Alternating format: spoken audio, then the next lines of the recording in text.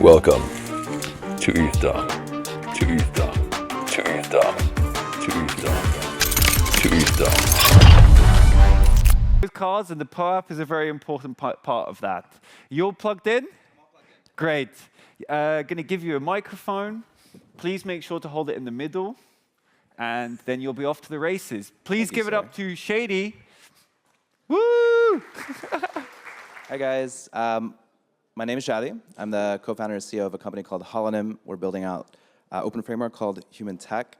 A little bit about me. I am a frustrated artist and a frustrated scientist. I can make you a halfway decent sketch of your portraits, but you probably won't pay money for it. I'm also a frustrated scientist. Background is in neuro.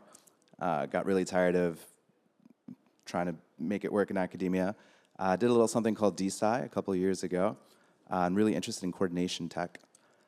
So one thing I think that really stuck out to me while thinking about how, what we can expect from technology in the future, and just the excitement of working in research as well, is that things always seem to be moving faster and faster and faster, especially in neuroscience research, where as soon as you do an analysis, somebody's already updated that flow and made it more efficient, more predictive, more powerful. But the thing you notice is that as you accelerate technology, you also accelerate the problems that it creates. And the more quickly we accelerate, the more quickly the risks become more complex.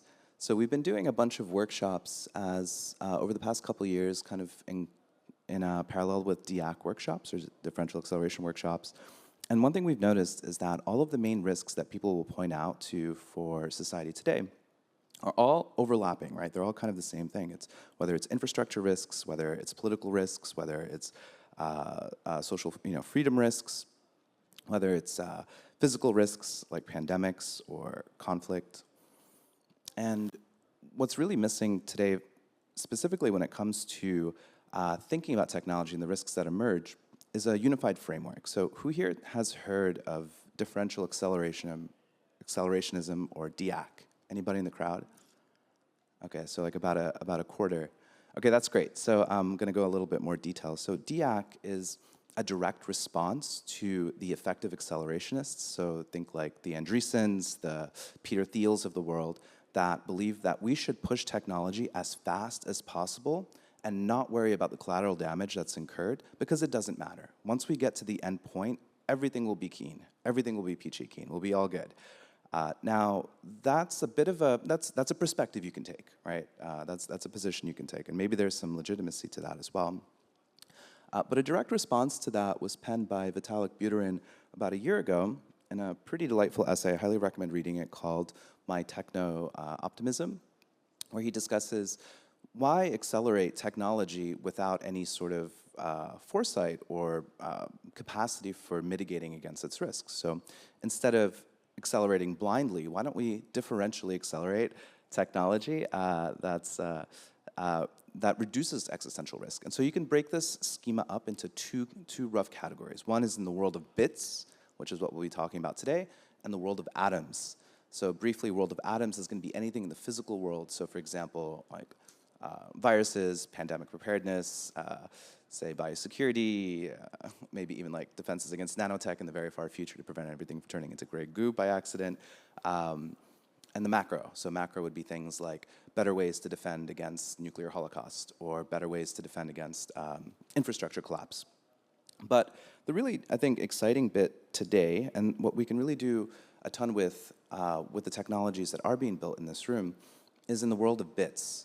So that's going to collapse into cyber and info. Cyber is going to be what we're comfortable with, talking at length with, which is going to be like cryptography, encryption, zero-knowledge proofs, privacy, being able to make sure that data is actually verifiable, that what we intend to execute when we execute actually is what we execute. And then info is a little bit kind of on the other side of things. It's a little more difficult to capture. Info, when we think about defense and info, we think about how do we actually, as humans, when we're interacting with information, how do we actually ensure that we're seeing the information that we intend to and we understand the intent that it comes from, right? So is it information that we trust can come from a verified source and is actually is it shilling us for something, or is it trying to influence our behavior in a certain way? What are the intentions behind it? Very difficult problems.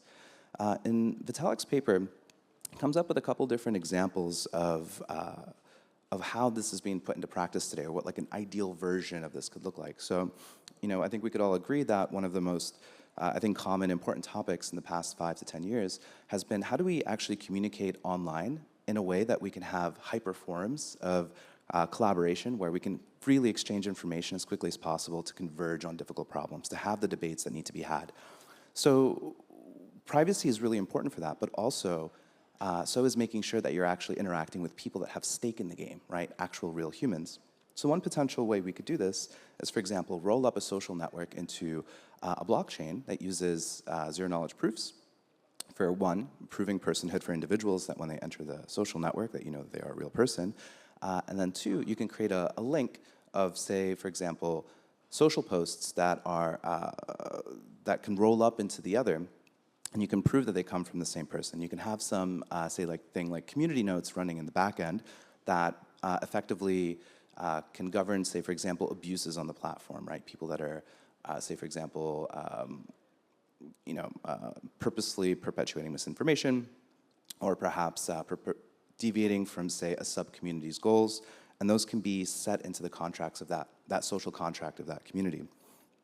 So there's a lot that's needed to come together for that, and it's not exactly easy, especially when you start getting into things like, and there was a great panel earlier today, I don't know if you guys caught it, on wallets and whether we should actually label scams and phishing alerts within the wallet. Like, who has the power to do that? Who should we trust to actually do things like that? And there have been experiments out there, right, where once you get up to a certain point where the site is so, say, there's like some source of information that's just so blatantly, obviously trying to influence you to do something or clickbait something. I'm sure you guys have seen it before.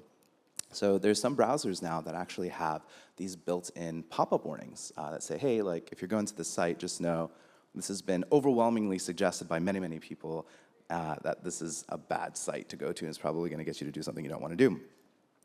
So again, that's also kind of a double-edged sword, right? How do we actually coordinate people around these really difficult problems for building these systems at scale, where we can provide people access to secure communications, but also where we can navigate and be able to understand exactly which systems are giving us the information we need to coordinate and work together to solve problems around existential risk mitigation. So in the end, really, with accelerationism, the end goal is to make things better for humans, because technology apparently will solve everything. But if we're not doing that with the humans in the loop, it seems kind of self-defeating. So one thing we've been working with is this framing or set of principles where we align humans around these problems by actually beginning with digital rights embedded into the tech by design. So we'll do this with cryptography, right? And there's tons of reasons why, and I think all you guys understand that.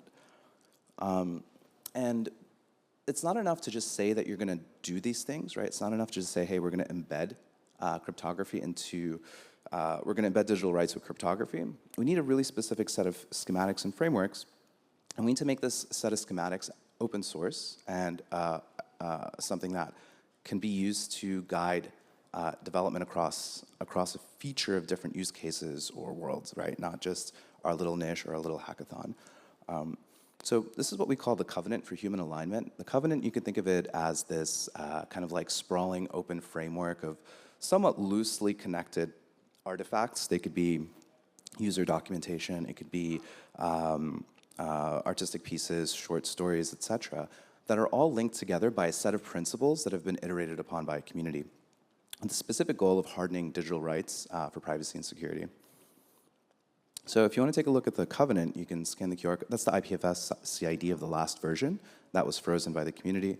The idea here is that it's something that that's just begun, but will continue to evolve.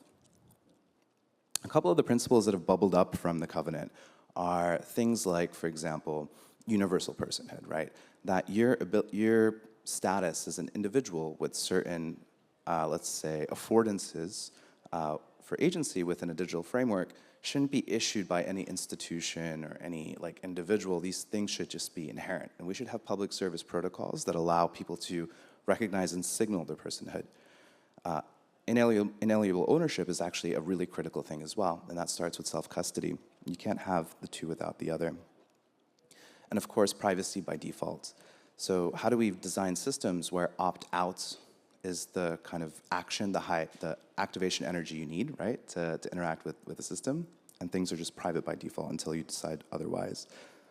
These are just three of the principles that so far have been put together by the community, and there's still lots of thought and consideration around some of the other ones. I think there is a total of 10.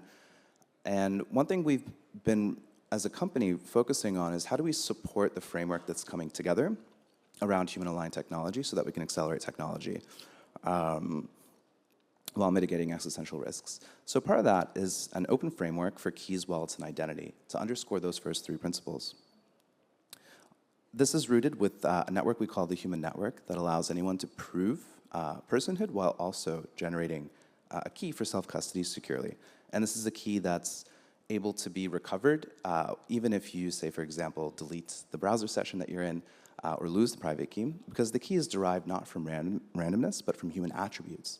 So what you have, what you know, or what you are. So for example, this could be a security key that you keep in your pocket, or it could be a story that you tell your kid at night before you go to sleep that only you two know, right? Or it could be, for example, some biometric, right? Like a thumbprint or a facial scan, or it could be like a PPG, heart rate variability, in a piece of jewelry that you wear. And these pieces of data are processed on the client side, broken up, and passed to this network called the Human Network, which allows you to derive a high-entropy key from these low-entropy sources. Now, the cool thing about this is the key can be made available through a front end that can be embedded anywhere, a little iframe. So you can, as a developer, choose exactly how you want to authenticate your users in a way that meets them where they are, right? Whether they're okay with signing in with socials, or whether they're okay with signing in with biometrics. If the use case actually requires that, you can do those things. And once you give these users keys, you actually open up a whole world where they can interact in digital spaces while being more conscientious of the sort of affordances that come with the rights that you're giving them, right? So some things that we can do, for example, is once you give users keys, you can also have them prove facts about themselves, right? Say, for example, taking a state-issued passport, if you're lucky or privileged enough to have one, that has an NFC chip in it, and being able to produce a privacy-preserving proof on your phone that proves that, for example, you're reasonably a human, with reasonable probability, a human that has a passport, and allows you to prove things like personhood or other aspects on your residency or state membership or citizenship. When we talk about accelerating humanity and putting digital rights into technology, we really see this leading to a place where humanity is truly flourishing, and we can unlock all sorts of new use cases that haven't been possible before, right? So, you know, there's been lots of conversation in the past 60 days or the first 100 days of the new American administration, which is, you know, what can government actually do? And what's actually worthwhile for putting money into? You know, why should governments even care? Well, in the end, humans should always care, whether it's governments or people that come together for a certain reason. And the crypto rails that we're building on allow us to do things like direct aid without permission from an individual, without middlemen, right, extracting or getting their pound of flesh, so that you can move capital from point A to point B to have some observed impact. And this is something we're working closely on with a couple different organizations that are aligned on these things. So these are just a couple illustrations of how we're thinking about accelerating humanity for a future where humanity is flourishing. That's based on this covenant, which is this basically set of artifacts that bring aligned technology together into a framework. Now, the covenant is something that anybody can contribute to. You can fork it, you can add additional things to it, you could submit illustrations of the different principles, and it's intended to change and not stay the same. So here's a QR code if you are interested in reading more about this or diving in deeper. It'll take you to a page with a bunch of places where you can see what's being built out and even add your couple 2 cents. So yeah, thanks guys. I really appreciate you taking this lunchtime to listen, and I'll be around for questions. Or are we doing the thing with the questions on the screen? There aren't any questions right now, but if you do have any questions now, put your hand up if you have a question. Then there are no questions right now. I think you did a pretty good job. This is really cool. Thanks a lot for sharing. And yeah, if there are, you'll be around, right, for the rest of the day? I'll be around, yes. Yeah, perfect. Cool. Well, thank you so much. Thank you.